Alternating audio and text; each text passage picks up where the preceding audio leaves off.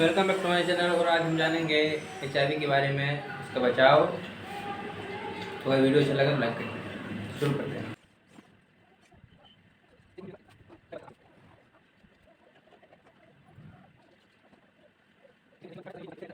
Human इम्यूनोडिफेंसी virus, ठीक है।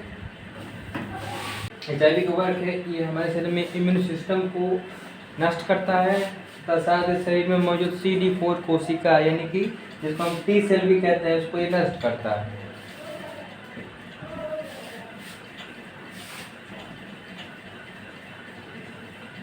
हम बात करते हैं HIV की पहचान।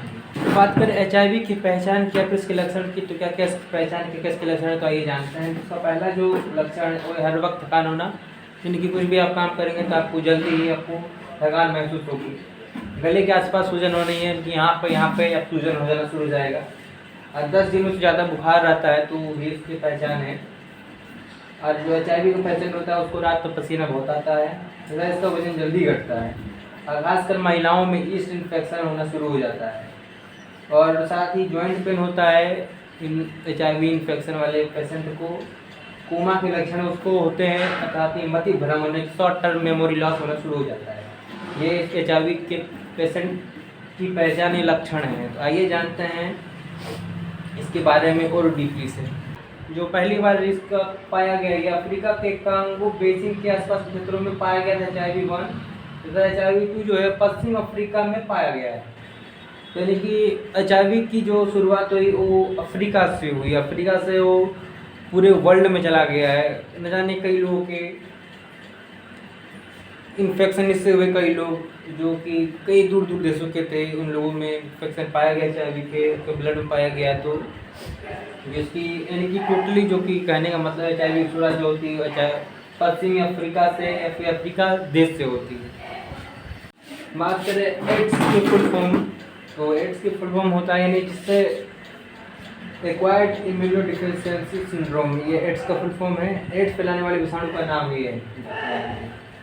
एड्स पहली बार कहाँ पाया गया था, तो सबसे पहले ये 1920 में यह बीमारी अफ्रीका के कांगो की राजधानी किनशासा में फैली थी। और ये मैं इसको यानी कि बाहर से भी किया हूँ, मैं लाइन किया हूँ ताकि आप लोग को अगर दूर से दिख जाए, ठीक है। अगर पेपर पूछ लेता है तो आप बता सकते हैं कि 1920 में ये बीमारी अफ्रीका के कांगो की राजधानी किनशासा में फैली थी पहली बारी है दुनिया में, जब इसका शुरुआत हुई 1920 में, ठीक है। ओके, अब बढ़ते हैं आगे। एड्स जो था 1959 में कांगो में एक बीमार व्यक्ति के ब्लड टेस्ट में पाया गया, ठीक है। जो एड्स का जो वायरस होता है, माना जाता है कि वह पहला व्यक्ति संक्रमित है इस दुनिया का, ओके। बात करते हैं कि अगर HIV का कोई पेशेंट हो तो कितने साल तक वो जी सकता है। अगर समझिए कोई व्यक्ति 20 साल का है, अगर वो इन्फेक्ट है HIV से, तो अगर वो anti-HIV ड्रग लेता है तो मैक्सिमम वो 50 साल के ऊपर भी जी सकता है या फिर 50 साल से कम भी जी सकता है। ये सब डिपेंड करता है उस व्यक्ति पर, उसकी हेल्थ कैसी है।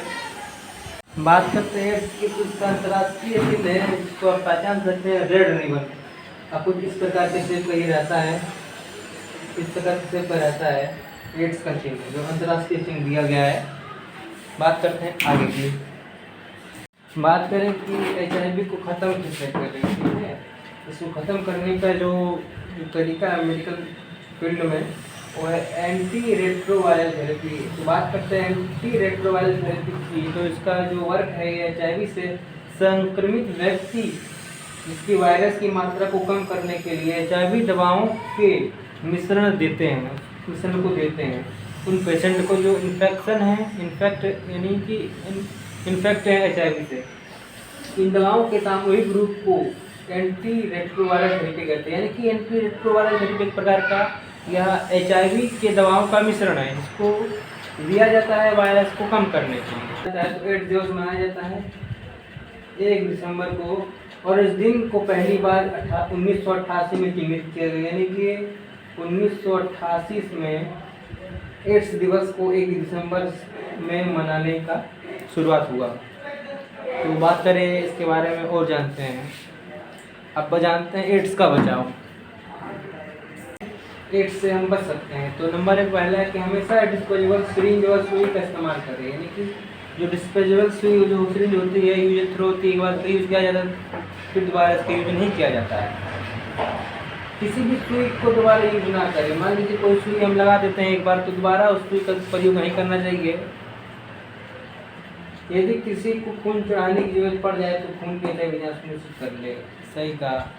अगर सपोज जब किसी को ब्लड चढ़ाने की जरूरत पड़ जाती है, अगर ब्लड की हम जांच नहीं करेंगे, अगर गलती से ब्लड को किसी दूसरे अन्य व्यक्ति में चढ़ा देते हैं तो हो सकता है उसकी शरीर की जो बीमारी होती है किसी अन्य व्यक्ति में चले जाए। तो इससे पहले कि कुछ गलत हो, उससे पहले उस खून की जांच सुनिश्चित कर लेना चाहिए कि खून में HIV जांच है कि नहीं है।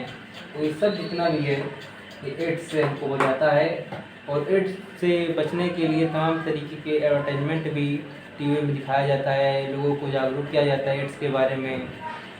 तो यही है एड्स की बचाव। अगर वीडियो अगर पसंद आया होगा तो लाइक करिए, शेयर करिए, अगर चैनल पर नए हो तो डू सब्सक्राइब। मिलते हैं नेक्स्ट टॉपिक पर कभी।